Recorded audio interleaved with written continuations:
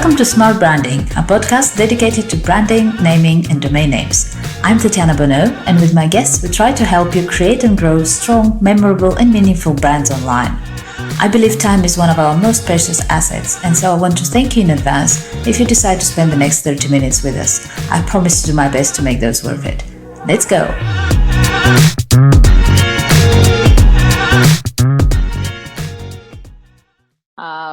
Right, so I kind of looked a bit at your background, but for anybody who hasn't, who will be watching the interview, you have an advertising and branding background. You have a career in that space, a quite impressive one, to say the least. Thank you.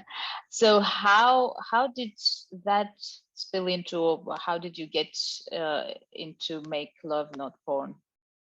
Sure. So everything in my life and career has happened by accident. And Make Love Not Porn is a complete and total accident, because I never consciously and intentionally set out to do what I very strangely find myself doing now. It came about through my direct personal experience dating younger men. The men I date tend to be in their 20s. And about 13, 14 years ago now, I began realizing through dating younger men that I was encountering what happens when two things converge.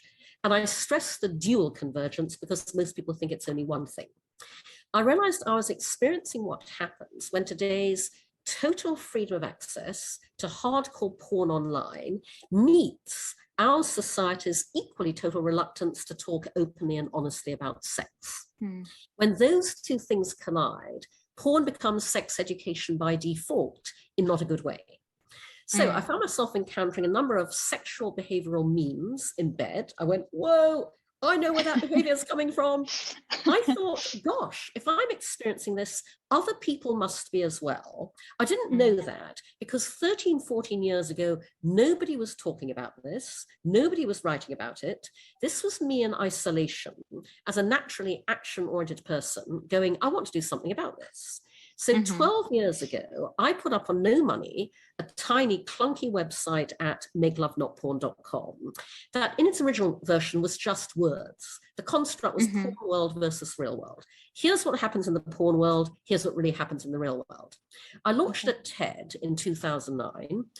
I became the only TED speaker to say the words "come on my face" on the TED stage 6 times in succession. The talk went viral as a result. And it drove this extraordinary global response to my tiny website that I had never anticipated.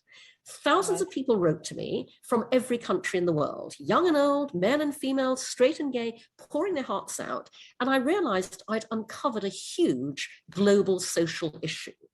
And so I then felt I had a responsibility to take Make Love Not Porn forwards in a way that would make it much more helpful, far-reaching, and effective. And so given this mission of, make it, the important thing here, Tatiana, is that the issue isn't porn. The issue is that we don't talk about sex in the real world. If we did, amongst many benefits, people would be able to bring a real world mindset when they view what is simply performative produced entertainment. And so our tagline at Make Love Not Porn is pro-sex, pro-porn, pro-knowing the difference. Our mission is to make it easier for everyone in the world to talk openly and honestly about sex. And so what I did was I turned Make Love Not Porn into a business. I turned it into makelovenotporn.tv, and I very simply took every dynamic in social media and applied them to this one area no other social network or platform will allow in order to socialize sex. And so makelovenotporn.tv is an entirely user-generated, crowdsourced video sharing platform that celebrates real-world sex. Anybody from anywhere in the world can submit to us videos of themselves having real-world sex, but we're very clear what we mean by this. We are not porn. We are not amateur. We are building a whole new category on the internet that has never before existed: social sex. So our competition isn't porn, it's Facebook and YouTube, or it would be if they allowed you to socially sex yourself with dress. And so social sex videos on Make Love Not Porn are simply about doing what we already do on every other social platform in every other area of life. Capture what goes on in the real world as it happens spontaneously, in all its funny, messy, comical, beautiful, wonderful, hilarious humanness. We curate to make sure of that. I designed Make Love Not Porn around what nobody else did, everybody else should have: human curation. Our curators watch every single video submitted from beginning to end before we approve or publish it, and we have a revenue sharing business model. Our members pay to subscribe, rent, and stream social sex videos. Half the income goes to our contributors, whom we call our Make Love Not Porn stars. Amazing. That's, well, that's a lot of work. And you said that's been 12 years already? I began concepting and raising funding for Make Love Not Porn.tv 12 years ago. I pitched the idea for 2 years, which is how long it took me to find one angel investor who got it. And I was able to build a platform. I would have imagined people would jump on that. No, our biggest obstacle raising funding is the social dynamic that I call fear of what other people will think. Because it is never about what the person I'm talking to thinks. When you understand what we're doing at Make Love Not Porn and why we're doing it, nobody can argue with it. The business case is clear. It's always their fear of what they think other people will think, which operates around sex, unlike any other area. But the good news is, so basically what that means, Tatiana, is that I've spent the past 12 years parallel pathing two things: working to build my startup and working to change the cultural context around it. And I'm happy to say that those barriers are falling, because, you know, I do what I tell other entrepreneurs to do, which is when you have a truly world-changing startup, you have to change the world to fit it, not the other way around. And so today I'm finding more investors receptive than ever before, which is great because I'm about to set out this fall to raise a round of serious funding to scale Make Love Not Porn to be the Facebook of social sex, which is what I want to be globally. And so 12 years on, things have definitely changed in that area. That's great to hear. That's great to hear. And we do focus on branding. So the smart branding, our website is around basically, in a way, also erasing misconceptions or making people at least look at misconceptions about branding and about naming and about marketing. So you kind of do that with sex, but you also have the branding experience. And you mentioned you started Make Love Not Porn, then you got the TV. What would you say are the biggest misconceptions you see when it comes to branding and entrepreneurs? So, you know, I'll use my own example of what I've done with Make Love Not Porn, because first of all, naming your brand is very important. And, you know, I'm entertained myself by the fact that, you know, 12 years ago, when I was going, right, you know, I'm going to put up this little site, Porn World versus Real World, kind of as a public service. I need to call it something short, punchy, snappy, where I can buy the URL. Make Love Not War, Make Love Not Porn. Okay, that's about as much thought as went into it. Little did I realize 12 years ago that now I own the definitive call to action in this arena. Because every day, hundreds of people all around the world hashtag Make Love Not Porn across social channels and think they're the very first person who ever thought of saying that. But there's another benefit to what I named my startup, because every day people search for us all around the world without knowing that we exist. And what I mean by that is the top organic search terms that drive people to Make Love Not Porn are make love, not porn, real sex, not porn, make love not porn, where they don't know there's a venture called that. One young man told me that he found us when he Googled porn that is not porn, because he was so fed up with everything out there. He wanted something different, didn't know what to search for. When you search for porn that is not porn, you find Make Love Not Porn. So it's very important when you name your brand, your startup, to choose a name that is captivating and easy to say. you know. And I know that these days it's harder and harder to find a name where you can also get the URL. You know, usually you can get some kind of variant on it, but it is really important that your name is quick and easy and simple to say.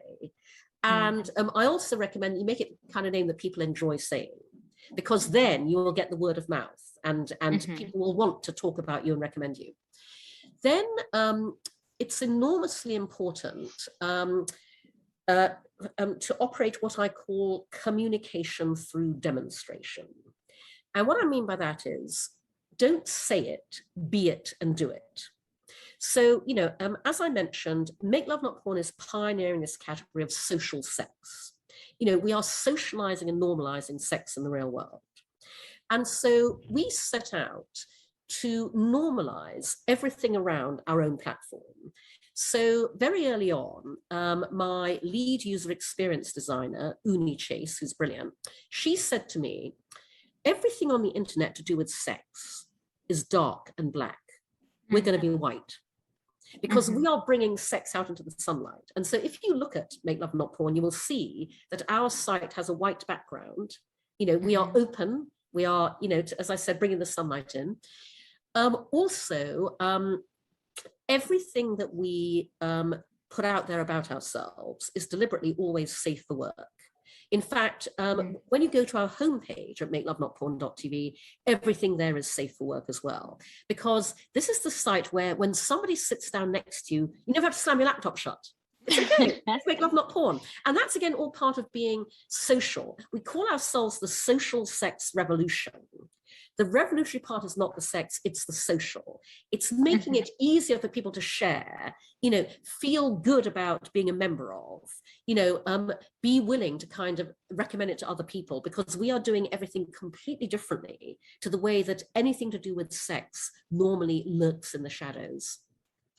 Well, it's great. And it's really close to me as a topic as well, because, well, I'm a human, obviously, and I think we've all had, whether it's discussed or not, our own way of learning about things. And now I have kids, and I'm seeing the eldest getting through that stage, or getting to that stage. And it's even more so, like, it's one thing when you're living it yourself and you're like, okay, well, I made it, you know, I survived. But it's a real struggle when you see your kids then having to try and discover it for themselves. And I'm absolutely amazed that there actually isn't anything like yours is probably the only one site I've come across, and I have looked. Yep. So no, and I'm delighted to hear that, Tatiana, because so I mentioned earlier that Make Love Not Porn is an accident. What is no accident is the fact that my background is over 35 years working in advertising. Because I've spent 35 years working in the business of communication. I know, therefore, that everything great in life and business is born out of great communication. Sex is no different. Great sex is born out of great communication. And so we are thrilled at Make Love Not Porn that parents who are members of our community tell us that because of our approach, we have made them feel more able to talk openly and honestly to their children about sex. Yeah, and by the way, a number of parents also have told us that they have bought subscriptions to Make Love Not Porn for their 18 and over, you know, teenage 20-something. No kidding. I was considering, but he's not 18 yet. But the thing is, you cannot, like, whether you're involved in it or not, those kids have access to the internet, so they are going to find things, and it's a question of what. And I had that conversation even with my 12-year-old, who luckily feels confident enough to come and talk to me, but he was like all stressed out and whatever, because he's been looking at porn. He's like, I watched porn. And I'm like, where did you watch porn? I don't know why that was my first question. He was like, on YouTube. I'm like, that's not porn on YouTube. And it's like, yes, it was. No, and by the way, Tatiana, I should say that, you know, we obviously at Make Love Not Porn are utterly legal. We're for over 18s, but it is entirely up to parents what they choose to do, because they know their children. I mean, one man said to me, you know, I'm going to sign up to your site, and I'm going to give my 12-year-old daughter access. And I was a little startled, and he said, I know what she and her friends are watching. No, And I would rather the they thing. watch Exactly. healthy, happy lovemaking on Make Love Not Porn. Normal, real thing. Yeah, exactly. Exactly. And Tatiana, just for our audience's benefit, because they may find this helpful, the two pieces of advice that I give every parent, because we hear from parents a lot about all of this, as you can imagine, is number one, today, you cannot begin talking to your child about sex too early. You know, and when I say that, I don't mean literally like talk about sex. What I mean is the very first time your child, however young, you know, asks where babies come from, you know, touches their genitals, whatever, the most important thing isn't even what you say as much as how you say it. Never, ever get visibly embarrassed. You know, never get angry, never shut them up, never leave the room, you know. Instead, answer them calmly, straightforwardly, and honestly, because the moment you do, you open up a channel of communication between you and them that will always be there for them as they grow older. And both you and they will find that enormously valuable. And then the second thing I say to parents is today, for exactly the reason we've been discussing, when you talk to your child about sex, you must also talk to your child about porn. And this is a lot easier to do than most parents think, because all you have to do is a version of what I'm about to tell you, and you dial it up or down depending on the age of the child. Okay, so you say to the child, so darling, you know, we've just talked about sex, and you know how together we watch videos and movies and cartoons where things happen that aren't real. Well, there are also movies and videos about sex, and they're not real either. And because of that, they can be quite confusing. And so we'd rather you didn't watch them till you're older. But if anybody ever shows you something like that, or you come across it, come and talk to us about it. We can explain it. And that is literally all you have to say, because in saying that, you've done two very important things. Number one, you have set up in their minds for when they stumble across porn, as they will, that it's not real. And number two, you have encouraged them to come and talk to you about it. And you will really want them to do that, because when you stumble across porn on the internet, that can be utterly traumatizing for a child. Yeah, absolutely. Absolutely. I really appreciate that. And yeah, you know, doing my fair share of that sort of explanation. But as you said, I think, and you mentioned that earlier on a different topic, that communication is very important. And with your background, you know that to be true both in the business and in the personal life. So that's the same thing, communication.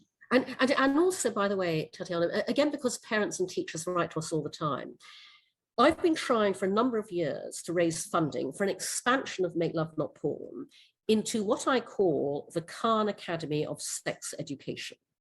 Because Khan Academy, the online tutoring platform, tutors on every other topic under the sun except this one. Educational technology, edtech, exploding as a category, not in this area. It's crazy. No, exactly. And so when I raise funding this fall, I'm hoping that this is now the time when investors finally get it and realize the enormous opportunity of what we are planning to be a hub for sex education from educators all around the world. And when we can build that and launch that, then you know, our plan is to again, it's based on the same principles as MakeLoveNotPorn.tv, user-generated, crowdsourced, curated revenue share. So any sex educator can submit to us their own, you know, coursework materials, videos, comic books, you know, whatever it may be. We will curate, because human curation lies at the heart of everything Make Love Not Porn does. And what I mean by that is, for example, if you were an American sex educator and you submitted what is depressingly popular over here, abstinence-only sex education, we would not publish that. We don't endorse the so-called educational approach that goes, don't do it, doesn't work. Okay. We will then publish segmented by age appropriateness. So if you're a parent freaking out going, oh my God, my 6-year-old just asked about this, what do I do? You know, here's where you go for entirely age-appropriate tools and content to have that conversation with a 6-year-old. You know, if you're a teacher of the class of 14-year-olds, this is where you would find 14-year-old age-appropriate content. If you're an adult, access all areas, because adults are as desperate for information as everybody else is. Some of this will be free to access, but we'll also charge to download, subscribe, bulk buy if you're a school, different revenue streams and different use cases. And by the way, we are talking a huge revenue generator for investors. And we will then split the income 50-50 with its creators, the same way we do currently with our Make Love Not Porn stars, because right now, nobody goes into sex education to make money. I have friends who are brilliant sex educators. They battle all the same obstacles I do. They can't even make a living doing that. They've had to take other jobs. I want to change that because this is enormously valuable work. Absolutely. Absolutely. And the craziness is that you have those people who have the ability to teach and who can't make a living, and that huge problem on the other side that doesn't have a solution. Yeah, exactly. Absolutely. Great. Well, that's been absolute pleasure. I think we can talk for ages, because sex education is I literally have a folder on my laptop with stuff I've been collecting on the topic. It's been a thing. So that can probably be another topic another day. And I'll be waiting to see how you develop.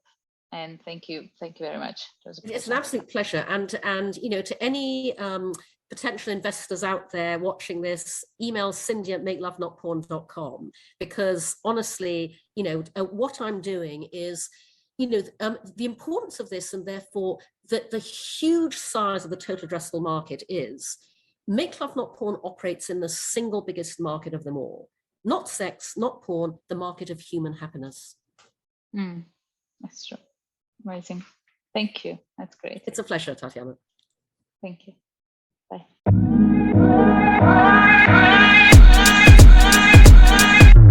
Thank you for joining us in this episode of Smart Branding Podcast. Feel free to visit smartbranding.com for more information, and reach out if you have any suggestions, questions, ideas, or just want to learn more about how a good domain name strategy can help you build a strong and successful brand. See you next time.